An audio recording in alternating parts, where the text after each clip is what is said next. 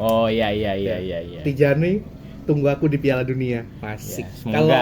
Kalau misalnya Indonesia benar-benar bisa lolos ke Piala Dunia nih, Terus di draw-nya Sama Belanda. satu grup sama Belanda lah minimal gitu di fase grup. Wah. seru bro.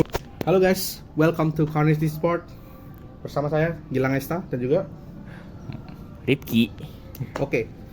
Singkat aja, kali ini kita bakal bahas preview mengenai timnas Indonesia yang akan menghadapi Bahrain ya, nanti malam jam 23.00 ya. Iya. Dan tentunya doa yang terbaik buat timnas kita agar bisa melaju ke Piala Dunia, Amin. biggest dream. Ah, Nah, kita mulai dari mana nih Pak? dari yang nggak hadir dulu aja deh. Apa tuh? Dari titik sentral Indonesia nggak hadir sih. Salah satu titik sentral Indonesia nggak hadir. Ya, mas-mas preman itu nggak hadir soalnya. Iya sih, itu padahal udah dipesenin tuh sama Mamat Al-Katiri tuh, nyikut nomor 7 Bahrain. Ya. Tapi sayangnya Mr. Preman nggak bisa ikut. Juga kemarin Martin Paes juga ada kendala di tangannya ya. Cuma Ada cedera ya. ya semoga dia bisa fit lah nanti malam gitu. Katanya sih 70% kemungkinan bisa tampil, tapi Iya. semoga aja nanti malam bisa 100% tampil penuh full. Ya semoga lah ya Mr. Preman, Kate Wilson. Oke, selanjutnya kita akan bahas potensi turunnya pemain ya. Ya. Setelah Mes Hilgers dan juga Eliano Reynes gabung di timnas, sangat menambah daya gedor nih. Iya, jelas. Paling Mes Hilgers mungkin bakal starting sih. Terus mungkin ada kemungkinan besar sih mainnya 4 back. 4 back. 4 back. Enggak 3 back kayak biasanya ya. Nggak usah main 4 back tradisional aja gitu. Tradisional, 4-3-3. 4-3-3 atau enggak ya ditumpukin 4-5-1 boleh lah. Kemungkinan sih gitu ya. Yang target man-nya justru ya menurutku ya. Kemungkinan si Ragnar atau enggak Malik, cuy. Bener. Kita nggak bisa terus-terusan ngandelin strike sih. Strike Iya. ya kardionya kurang. Justru strike menurutku dia bakal main di sayap kiri. Nggak usah. Loh, enggak apa-apa. Strike itu cadangan aja sekarang. Atau gini ya.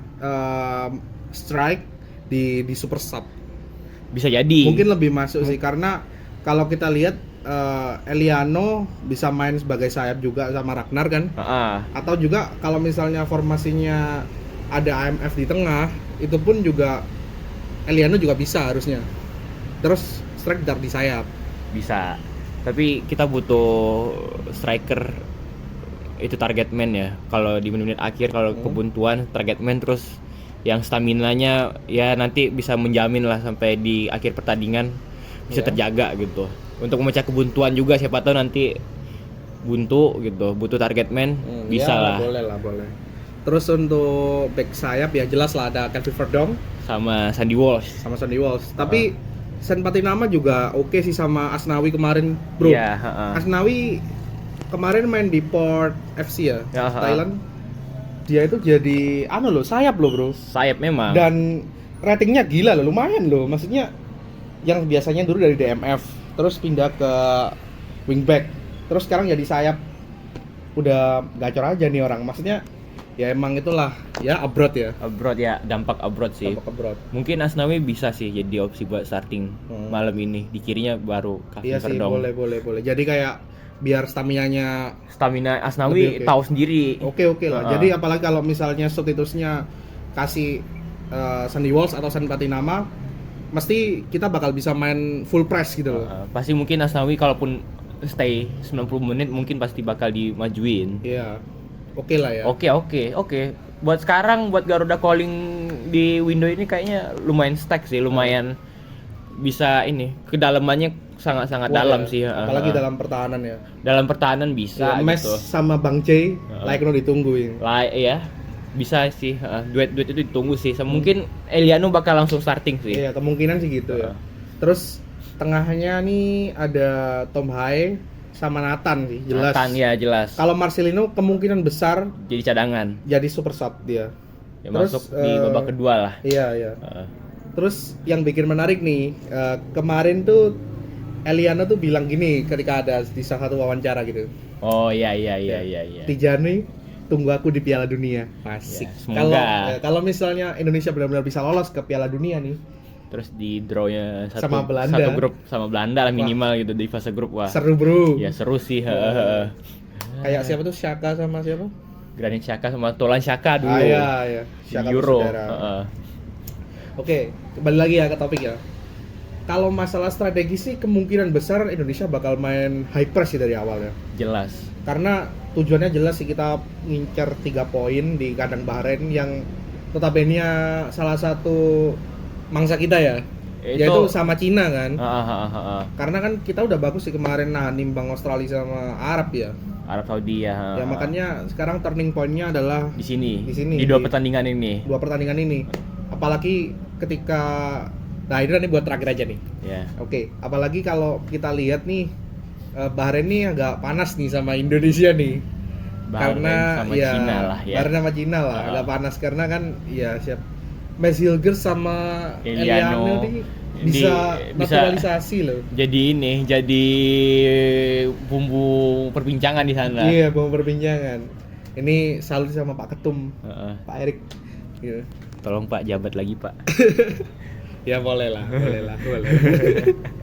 Ya semoga nanti timnas bisa meraih hasil positif ya melawan Bahrain ya. Soalnya udah ditargetin 6 poin juga. Gitu. Wajib 6 poin ya. Oke, mungkin itu aja ya kalau masalah match ya. Bakal nanti ya. Ya pun kalaupun menang tipis pun nggak apa-apa deh. Ya, penting 3 poinnya. Yang penting 3 poin, terus nanti di pertahanannya stabil, terus di serangannya nggak bingung-bingung juga. Di final third, pass ke striker ataupun target man siapapun itu, please, aku mohon siapapun pemainnya lebih memanfaatkan peluang lah. Jangan crossing terus lah pokoknya. Karena kalau berkaca dari Arab Saudi kemarin bro, kita tuh sebenarnya bisa menang loh. Cuma ya ada beberapa final pass itu yang error lah. Iya. Jadi kayak nggak bisa dimanfaatkan, apalagi eksekusinya masih kurang. Apalagi saat itu kayak Ragnar tuh udah ready on position gitu loh. Iya, tapi ya udah lah. Ya udah, pengalaman berbicara lagi. Pengalaman berbicara lah ya, kayak Strike, Marcelino, mereka masih hitungannya sangat muda dan butuh jam terbang gitu loh. Tapi ya kita harus merespek pada mereka karena di usia muda kayak gitu mereka udah berusaha sejauh ini bisa loh. Tembus loh gitu. Bisa tembus ini loh. Jadi kayak pemain-pemain lokal di liga kita juga mungkin untuk mengintrospeksi diri ya, karena atlet bisa kok kalau misalnya mau nembus timnas tuh. Asalkan kalian konsisten, terus punya mental yang kuat dan juga jangan takut tersaingi. Ya, kayak Wahyu Prasetyo contohnya. Bagus tuh Wahyu. Bagus tuh, jadi contoh gitu, diam dan bermainlah kata orang-orang. Rizky Ridho, Hernando sama Malik. Iya, Malik tahu-tahu udah masuk timnas. Nah, itu Malik Rizaldi tuh. Yang main di Persebaya, liga lokal, tiba-tiba dipanggil timnas. Nggak ada tuh istilah matiin talenta lokal, nggak ada. Nggak ada. Itu tergantung kepribadi masing-masing. Mau usaha apa enggak? Justru ya. Anda itu kemana aja? Dulu timnas kalah 10-0 lawan Bahrain ya. Nggak cuap-cuap. Nggak cuap-cuap masalah itu. Saya melihat itu dengan menangis, bro. Ya ampun. Sintayong sampai kaget kok. Loh. Kapan gitu.